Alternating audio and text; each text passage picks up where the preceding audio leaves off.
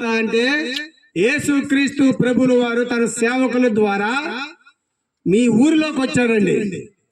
మీ ఊరిని సుభిక్షముగా ఉంచడానికి దేవాది దేవుడే మీ ఊరు వచ్చాడు. హల్లెలూయా, హల్లెలూయా. దేవాది దేవుడు సేవకులను పంపించి మీ ఊరు కోసం ప్రార్థన చేపిస్తున్నాడండి. మీ ఊరిలో ఉన్న ప్రతి ఒక్కరి కోసం కూడా ప్రార్థన చేపిస్తున్నాడండి. శుభవార్త, శుభవార్త అంటే మీరు బాగుండాలని, మీ పాడి పంటలు బాగుండాలని, మీ ఆరోగ్యాలు బాగుండాలని ఎంతో ఎంతో ప్రయాసపడి భారం మోసుకుంటున్న సమస్త జనులారా, మత్తయి సువార్త 11:28 ప్రకారం ప్రయాసపడి భారం మోసుకుంటున్న సమస్త జనులారా నా యొద్దకు రండి, నేను మీకు విశ్రాంతి కలగజేసేద్దును అని దేవాది దేవుడు చెప్తున్నాడండి. మీరు అనొచ్చు, చాలా మంది మీరు అనుకోవచ్చు, ఈ సేవకులు మరేం పని లేదా, ఈ టైం అప్పుడు వచ్చి మాకు విశ్రాంతి అంటున్నారు, మాకు ప్రయాసపడి అంటున్నారు, మీ దేవుడు ఈ యేసుక్రీస్తు ప్రభు గొప్పవాడు అంటున్నారు. ఈ దేవుడు గొప్పవాడైతే, మీ దేవుడు యేసుక్రీస్తు ప్రభు గొప్పవాడైతే మరి మాకు ఎట్లా ఏంటి అని మీరు అడగొచ్చు.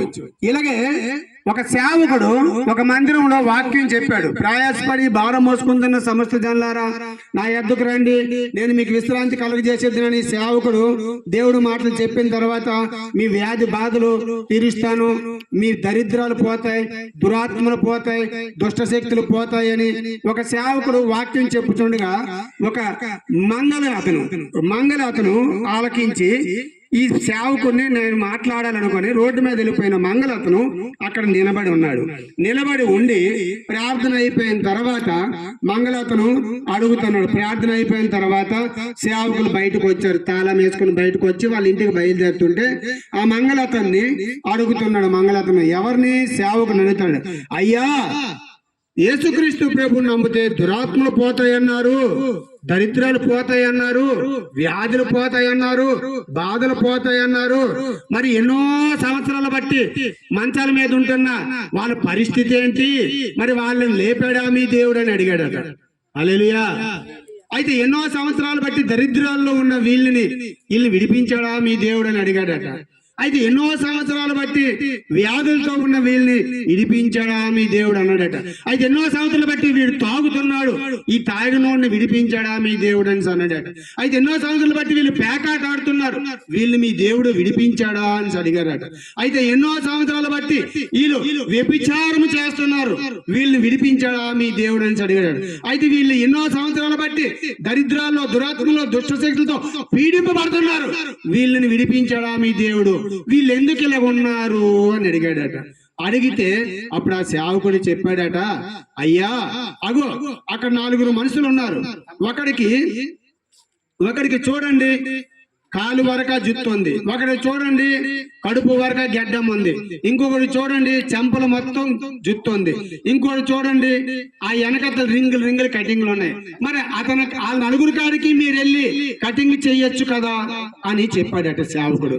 అయితే ఈ మంగళాతను అన్నాడట, అయ్యా నేను ఎలాగెళ్ళి కటింగ్ చేస్తానయ్యా, వాళ్ళు నన్ను పిలకుంటా, వాళ్ళు నన్ను రమ్మనుకుంటా, నేను ఎట్లాగయ్యా వాళ్ళ కాడికి వెళ్ళి నేను ఇలాగా కటింగ్ చేస్తానని మాట్లాడాడట.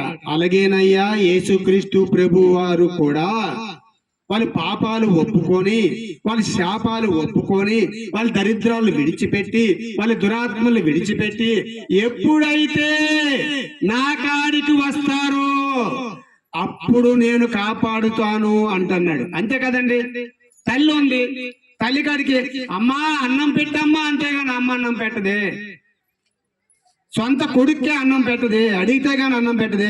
అటువంటిది యేసుక్రీస్తు ప్రభువు వారి కాడికి వెళ్ళి తన పాపాలన్నీ ఒప్పుకొని, అయ్యా నేను పాపినయ్యా, మన ప్రపంచ దేశాల్లో, మన ఇండియాలో, మన తెలుగు రాష్ట్రాల్లో, మన జిల్లాల్లో, మన మండలాల్లో, మన గ్రామాల్లో, మన మారుమూల గ్రామాల్లో, మన విలేజ్ల్లో పాపము చేయని వారు ఒక్కరూ లేరండి. నీతిమంతుడు ఒక్కడునూ లేడు. యేసుక్రీస్తు ప్రభువు వాళ్ళు తప్పించి నీతిమంతుడు ఒక్కడు కూడా లేడండి.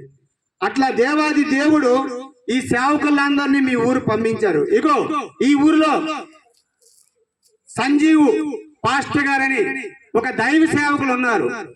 ఈ గ్రామం కోసం ప్రార్థన చేస్తున్నారు. ఈ గ్రామం కోసం ఉపవాసాలు ఉంటున్నారు. ఈ గ్రామము కోసము అహోరాత్రులు ప్రార్థన చేస్తున్నారు. పాస్టర్ గారు, పాస్టర్ అమ్మ గారు, సంజీవ్ పాస్టర్ గారు, పాస్టర్ అమ్మ గారు మీకోసము ఎంతో వేదన పడుతున్నారు. పురుటు నొప్పులు పడుతున్నారు. పురుటు నొప్పులు అంటే మీరు నరకానికి పోకుండా పరలోక రాజ్యానికి వెళ్ళాలని రాత్రి పవన్లు ప్రార్థన చేస్తున్నారు. ఉదయం 4 గంటలకు లేచి ప్రార్థన చేస్తున్నారు. మధ్యాహ్నం ప్రార్థన చేస్తున్నారు. రాత్రి ప్రార్థన చేస్తున్నారు.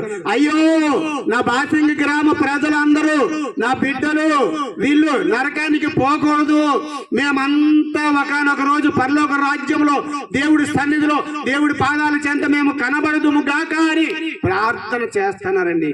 మీకోసం, ఈ ఊరి కోసం, ఈ గ్రామం కోసం, ఈ గల్లీల కోసం, ఈ గల్లీలో ఉన్న ప్రజల కోసం, ఈ పాడి పంటల కోసం, ఈ వ్యాధులతో ఉన్న వాళ్ళ కోసం, ఈ బాధలతో ఉన్న వాళ్ళ కోసం, ఈ దరిద్రాల్లో ఉన్న వాళ్ళ కోసం, ఈ దురాత్మల్లో ఉన్న వాళ్ళ కోసం, ఈ దుష్ట శక్తులతో పీడింపబడుతున్న వారి కోసం, జాబులు లేని వాళ్ళకి జాబులు రావాలని, ఈ ఊరు బాగుపడాలని, ఈ ఊరికి గవర్నమెంట్ ఆఫీసర్లు వచ్చి అయ్యో వీళ్ళకి పథకాలు అమలు చేయాలని ఎంతో ప్రయాసతో ప్రార్థన చేస్తున్నారండి.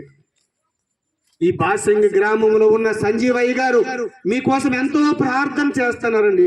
ఎంతో ఏడుస్తున్నారండి. ఎంతో కన్నీరు కారుస్తున్నారండి. ఈ రోజు ఎంతో భారం పెట్టి ఇగో 6 మంది 7 మంది సేవకులు తీసుకొని వచ్చి ఆయన సొంత డబ్బుతో భోజనాలు వండించి ఆయన సొంత డబ్బు మాకు ఖర్చు పెట్టి ఇక్కడ తీసుకొచ్చి ఇక్కడ సువార్త జరిగించుతున్నాడండి. ఎవరి కోసం? తన కుటుంబం కోసమా? తన భార్య కోసమా? తన పిల్లల కోసమా? తన కోసమా?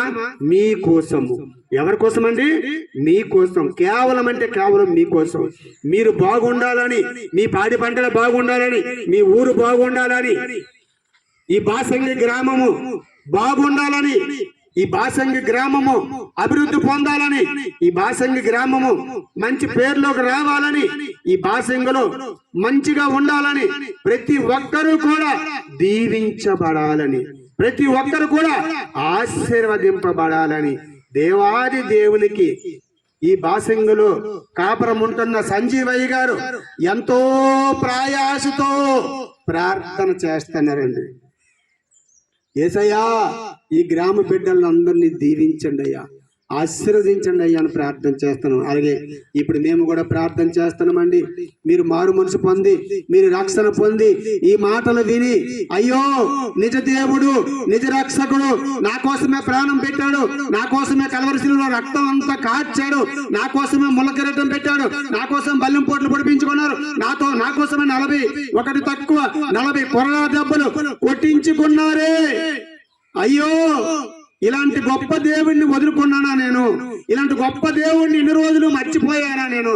అయ్యో తండ్రి నన్ను క్షమించండి అని మీరు మారు మనసు పొంది, రక్షణ పొంది బాప్తిసానికి మీరు రెడీ అయినట్టుగా అయితే ఇదిగో మేము ఇక్కడ 5 పాస్టర్లు ఉన్నాం. పక్కనే డ్యామ్ ఉంది, రండి మారు మనసు పొందండి, రక్షణ పొందండి, బాప్తిసం అనే వరం పొందుతారని యేసయ్య అతి పరిశుద్ధ నామములో అడిగి ప్రార్థన పొంది ఉన్నాం మా పరమ తండ్రి. సువార్త ప్రార్థన చేస్తాం.